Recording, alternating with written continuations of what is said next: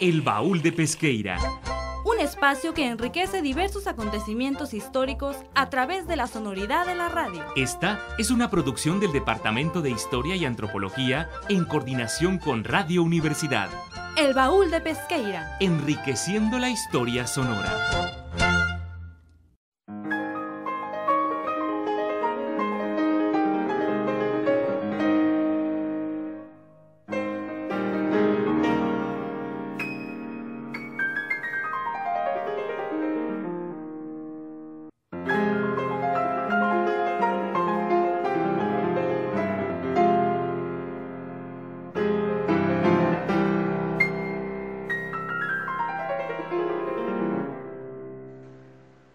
Muy buenas tardes, Radio Escuchas. Sean bienvenidos a una emisión más de su programa El Baúl de Pesqueira, enriqueciendo la historia. Los saluda su compañero y amigo Víctor Cervantes. El día de hoy continuaremos con la segunda parte del programa dedicado al caudillo Venustiano Carranza. Para empezar, nuestra compañera Alejandra Naranjo nos hablará de la imagen de Carranza en la historiografía.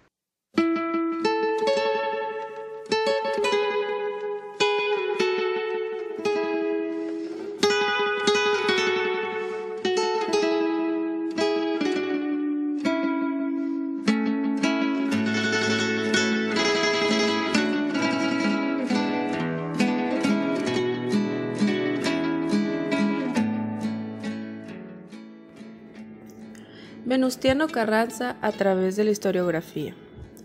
Muchas son las percepciones que se tienen sobre los personajes de la Revolución Mexicana. Venustiano Carranza, como uno de los principales en la Revolución Constitucionalista, no se puede dejar de lado. Gracias a este caudillo se estableció la Constitución que aún rige nuestro gobierno. Me di a la tarea de revisar autores como Alfredo Breceda, Rafael Ramos y Luis Barrón Córdoba.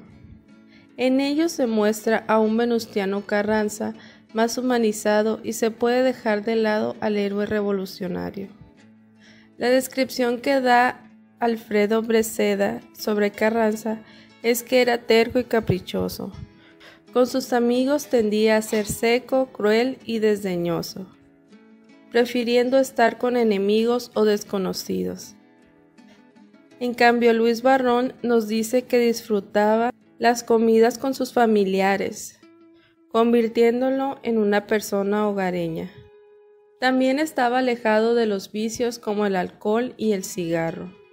Rafael Ramos lo señala como el culpable del asesinato de Francisco Villa y Emiliano Zapata.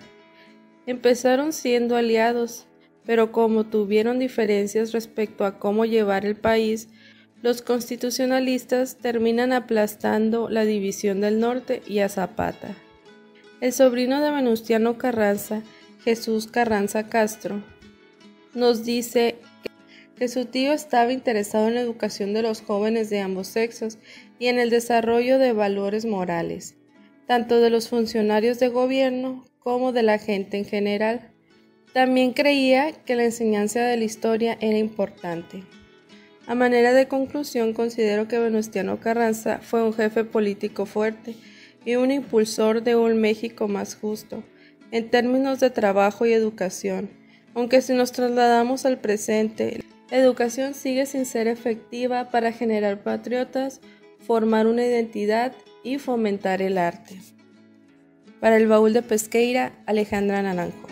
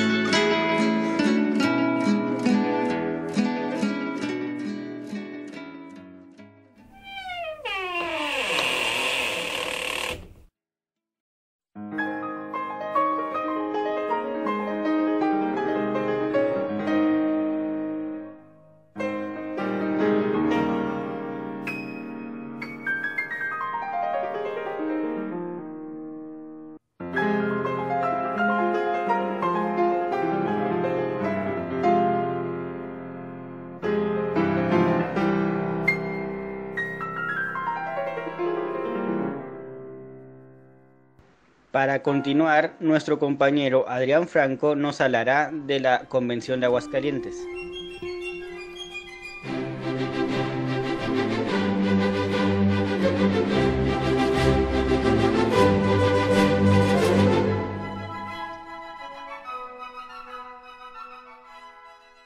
La Convención de Aguascalientes. Afirmaba con acierto Salvador Azuela que por la palabra los pueblos se organicen y las leyes se declaran y aplican. Realizas el trabajo de los sabios, los filósofos y los artistas. Se inicia la guerra y se firma la paz. Las grandes revoluciones las prepara y consuma la palabra, semilla que abona el silencio. Menos de 4 meses después de la toma de Zacatecas, la ciudad de Aguascalientes fue elegida en octubre de 1914 como sede para realizar la Convención Revolucionaria en los meses de octubre a noviembre del mismo año. Esta convención fue un intento trágico y fallido, pero aún así admirable, que buscaba establecer entre todo el tumulto de la acción revolucionaria un mínimo de racionalidad con la acción comunicativa. Bien podemos imaginar el escenario de su inicio gracias a la obra de Vito Alessio Robles. El clima agradable y el ambiente hospitalario de la ciudad, sus frondosas alamedas, sus arriates llenos de flores, la cálida energía de sus fuentes termales y la tranquilidad de sus templos, plazas y parques, alterada solo por el bullicio de los automóviles, los trenes militares y el lento caminar de los soldados villistas, zapatistas y carrancistas, con sus tradicionales cananas cruzadas en el pecho. El propósito fundamental era evitar la lucha de facciones dentro del ejército constitucionalista. Sin embargo, en este encuentro, más que confluencia, hubo confrontación de posiciones, de vertientes y de proyectos políticos. La convención fue el terreno institucional idóneo en donde cada uno de los grupos buscó fortalecer su proyecto revolucionario. Las probabilidades de éxito de esta convención eran más bien escasas, con hombres que estaban acostumbrados a pelear y a ganar, dominados en ocasiones por fuertes pasiones políticas, y con las armas siempre dispuestas para la defensa y el ataque. Los convencionalistas buscaron construir acuerdos escuchando y tratando de entender los argumentos y los puntos de vista de los demás. Por ejemplo, los procedimientos de instalación y la organización de las sesiones de la Asamblea de Ciudadanos Armados y, especialmente, la actitud solemne y respetuosa de los delegados. Todos ellos, como ya hemos mencionado, hombres recios, acostumbrados a mandar y a matar, que en el Teatro Morelos seguían el curso de los debates cumpliendo al pie de la letra el protocolo parlamentario. Pido la palabra. Se concede el uso de la palabra. Se suplica a los generales.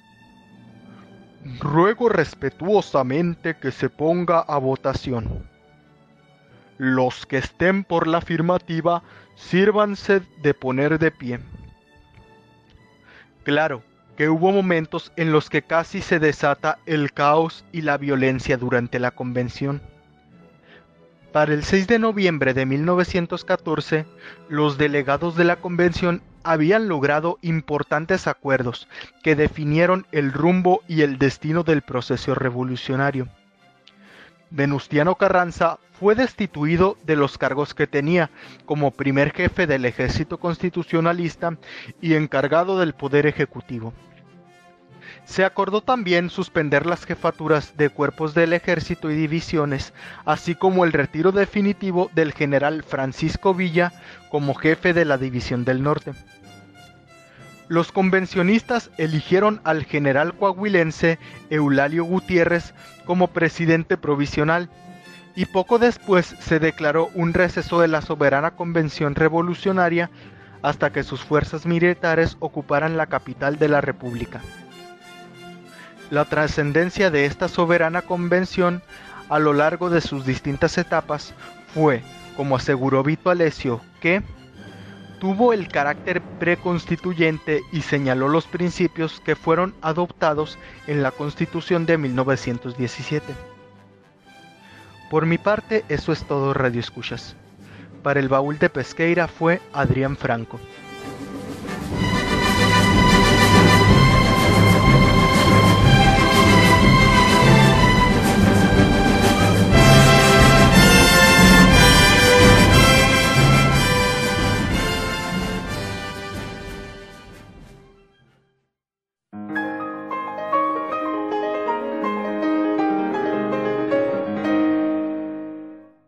Seguimos con nuestro compañero Bernardo Madero, quien nos hablará de la Constitución de 1917.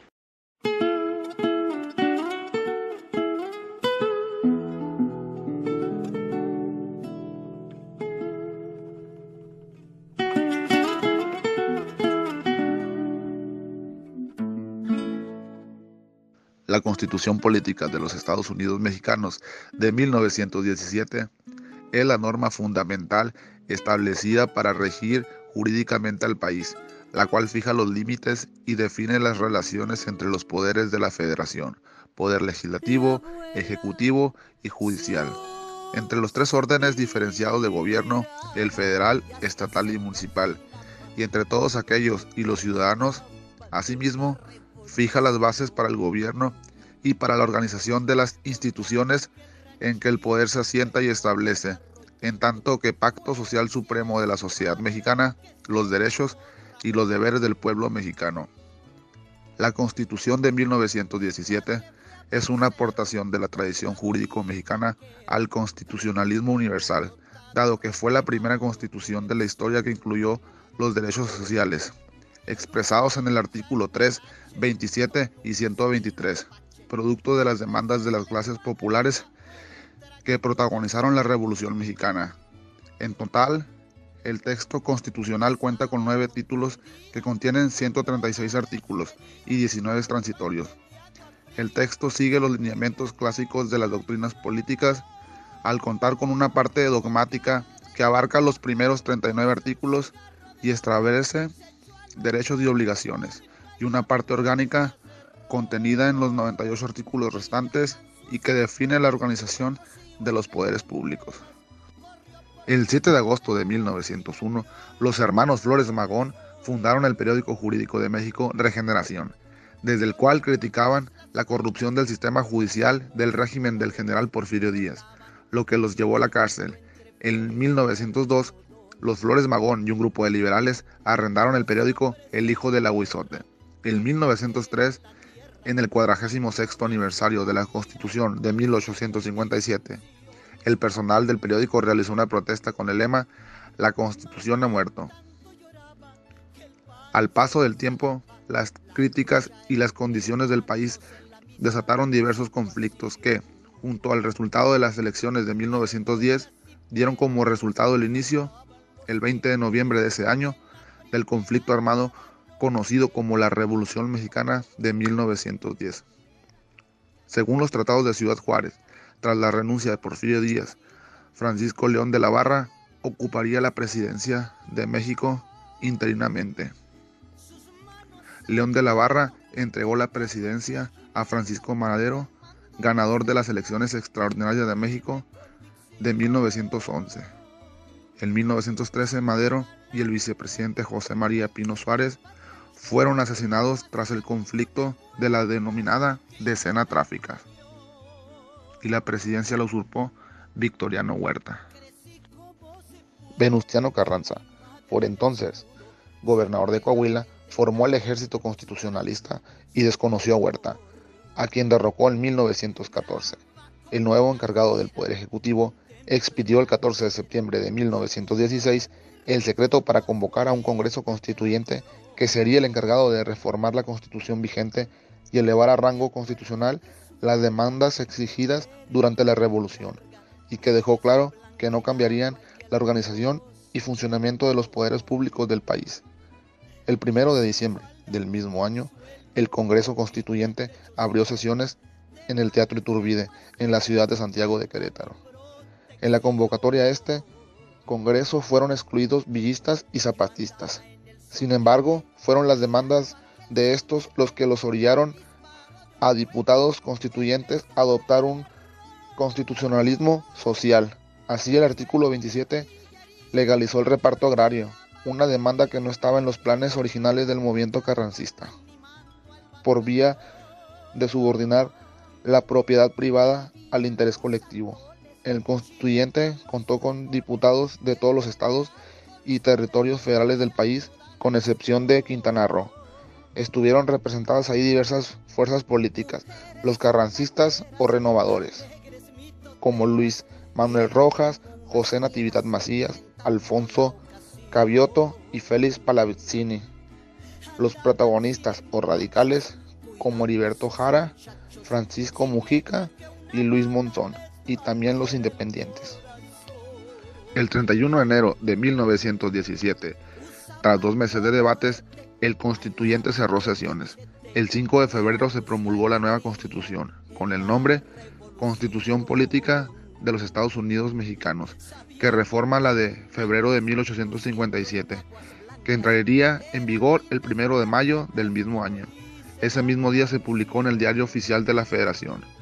Debido a que inicialmente la intención fue reformar la Constitución vigente de la nueva Constitución, tomó como base fundamental los ordenamientos de la de 1857, especialmente lo referente a los derechos humanos, aunque ya no los menciona como tales, sino que alude a las llamadas garantías individuales. También agregó varios puntos del programa del Partido Liberal Mexicano de 1906, y mucho más cambios para ajustarse a la nueva realidad social del país. Finalmente, el proyecto de reformar la Constitución del 57 derivó en una nueva Constitución. ¡Ay, palomitas de la revolución!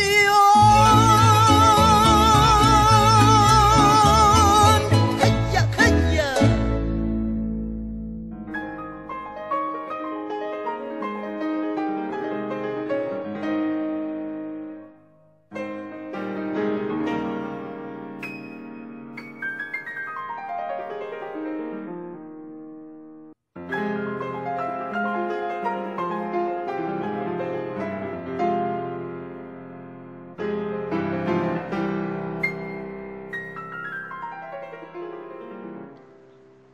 Para finalizar, su servidor les hablará de Venustiano Carranza en los medios de comunicación.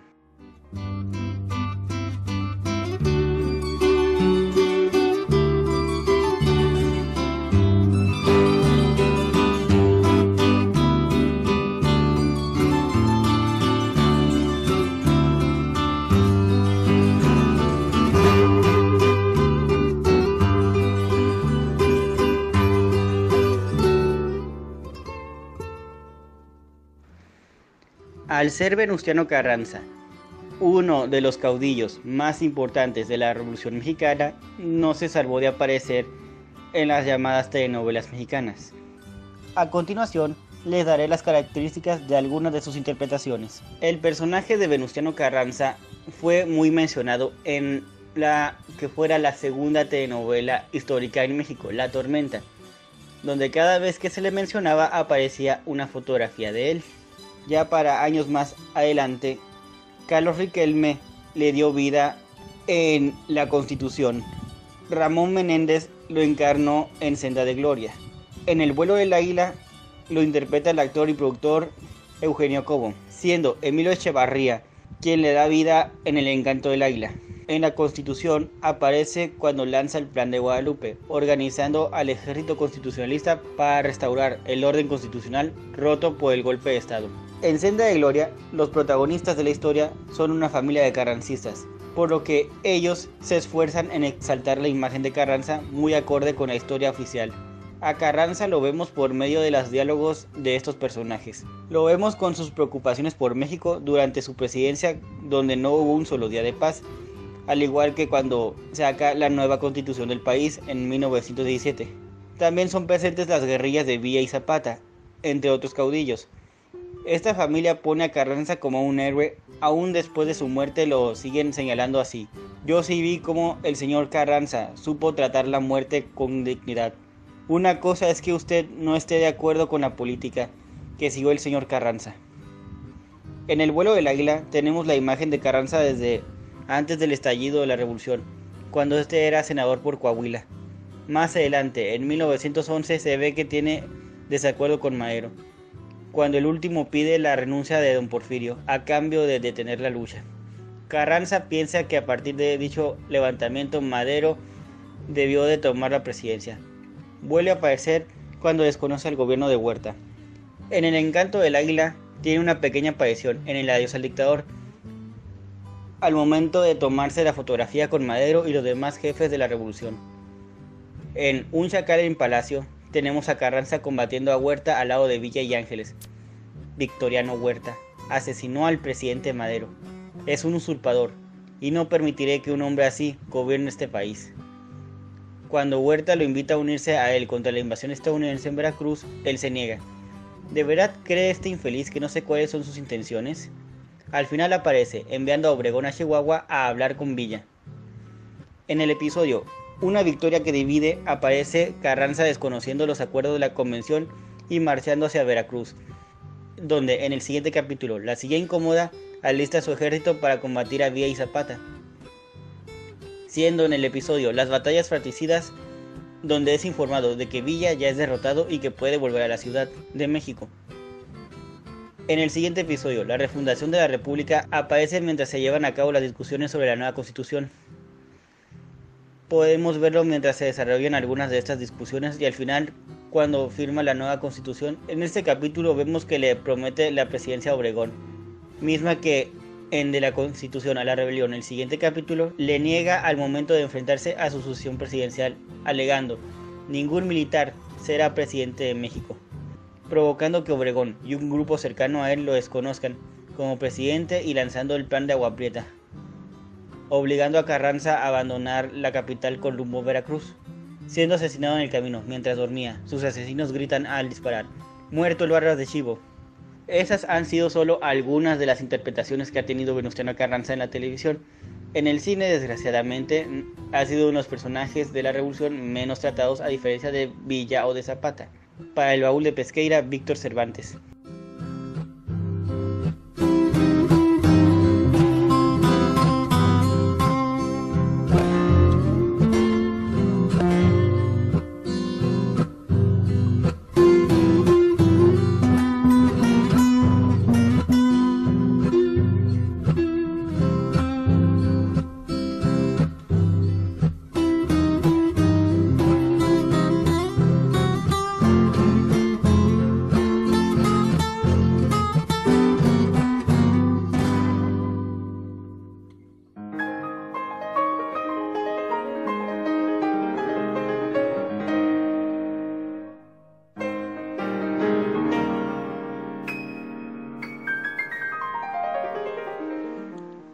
Esto ha sido todo, Radio Escuchas.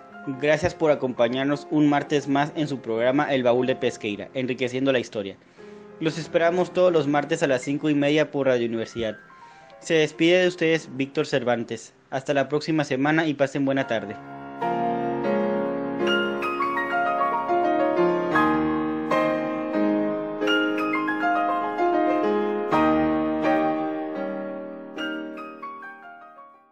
Por hoy, el Baúl de Pesqueira ha cerrado un programa más. Te invitamos a escuchar un encuentro entre el pasado y el presente de Sonora en la próxima emisión. Esta fue una producción del Departamento de Historia y Antropología en coordinación con Radio Universidad. El Baúl de Pesqueira. Enriqueciendo la historia sonora.